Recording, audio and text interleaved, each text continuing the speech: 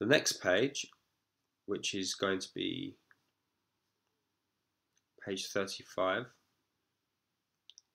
is your formative observed session. Now this is for the assessor's point of view, but it would be beneficial for you to actually read these and understand exactly what it is you're being assessed on in your formative day. Now there is a slight typo here, so right here, I've just highlighted that slightly, it says CV3, which would be your cool down, so your third cardiovascular exercise. Now this is a slight typo and it should be CV2, which is going to be your main cardiovascular exercise. So this is going to be CV2. The next one here, which is going to be RM4, is your fourth resistance machine. Here FW is your fourth free weight exercise. BW2 and BW3 are your body weight 2 and body weight 3 respectively. So these are the 5 exercises that you're going to be assessed on during your formative assessment. So these exercises from your program card could be jotted down, and this is what the assessor wants to see you train your client through that session on those exercises. So like I said, this is for the assessor, but this would be very pragmatic of you to actually read these as a learner and understand what the assessor is looking for. So 1, demonstrated correct technique and safe use of equipment and exercises. Given clear, accurate explanations of each exercise to the client. So this should be number 2 instead of number 1. Selected safe and effective exercises. Adapted the exercises appropriately for the client when necessary. Given appropriate alternatives to the client when necessary. Used reinforced key instruction points to improve clients' performance and encourage independence. Used appropriate teaching position to enable observation on correction of client. Selected the correct speed for exercises. Please date when each piece of equipment has been observed. Please initial when each piece of equipment has been observed. So the assessor is going to say whether it's competent or not competent, and this is going to be given as feedback to you. And the assessor is going to write performance criteria and give you any necessary feedback on anything that needs work. Or even if you did anything that was good, you're going to get positive feedback. And you'll be able to take that with you and hopefully learn from your mistakes and maybe just keep the good habits of the things that you did right. And that's going to put you in really good stead for when you do your summative, ideally on the following day. So this is the summative observed session. So as you can see, it's a bit more detailed than the formative one, but it's pretty much the same exact in terms of what the assessor is looking for. So the date is going to be put here. So starting the session here, the learner has, number 1, prepared the environment and checked equipment for the session. Number 2, welcomed the client appropriately. So like I said, don't forget this is role play, and when your client's with you, even though you've spent the last 2 weeks with them, you must act out as if this person is your client and you need to talk appropriately to them.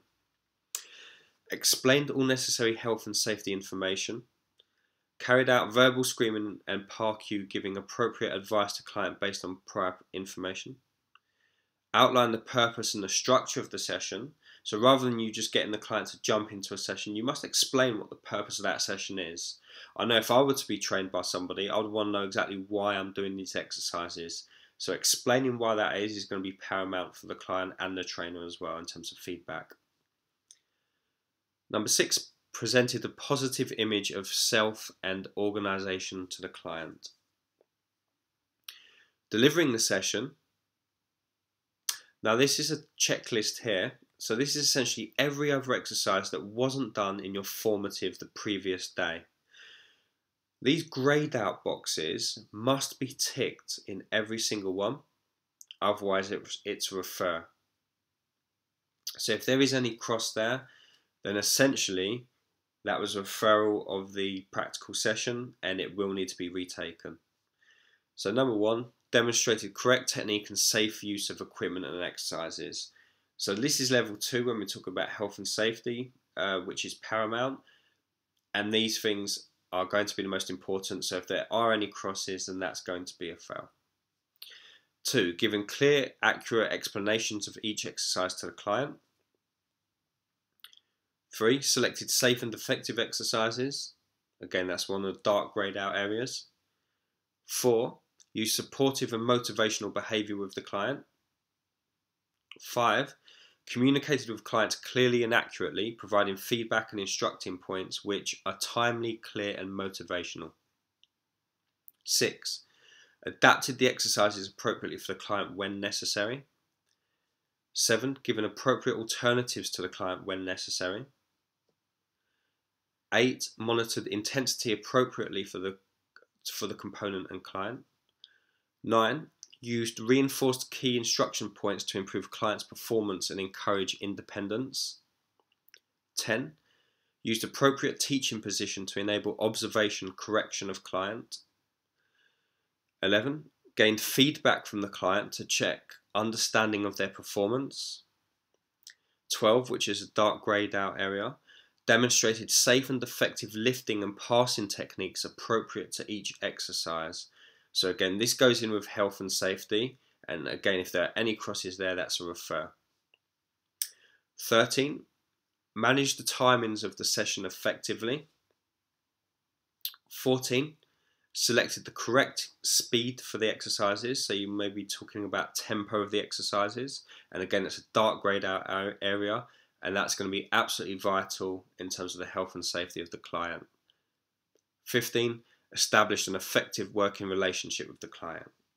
Now, try to think of this maybe as your driving test. If you have done the driving test before, then you're allowed sort of minor mistakes, and if you have any major mistakes, it can be an automatic fail. Try to think of the greyed out areas here as your major mistakes, and that will be a fail straight away. And these light white ones here are minors, and you can maybe fail on any specific box here, but if there are 2 on any given row here, or 2 of the same on any given column, then that may be classed as a refer as well. So in of themselves, it's not a fail if you get a cross in any one of these, but if you have 2 one way or 2 the other way, it potentially could be. Ending the exercise session, the learner has 1, given constructive feedback to the client based on their performance. 2, gained feedback from the client as to how well their goals were met and how effective the planned activities were. 3, gained feedback from the client as to how effective the motivational and instructional styles were. 4, check that the environment and equipment was left in good order.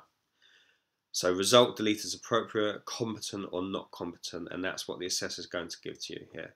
Also going to give you feedback, so whether you pass or refer, you're going to get necessary feedback on specific exercises and performance criteria, and you're going to be told what went right, what went wrong, what needs to drastically improve, what might need to be slightly improved, and that's going to give you a better idea of being a fitness instructor and making sure that you're effective and professional at your job.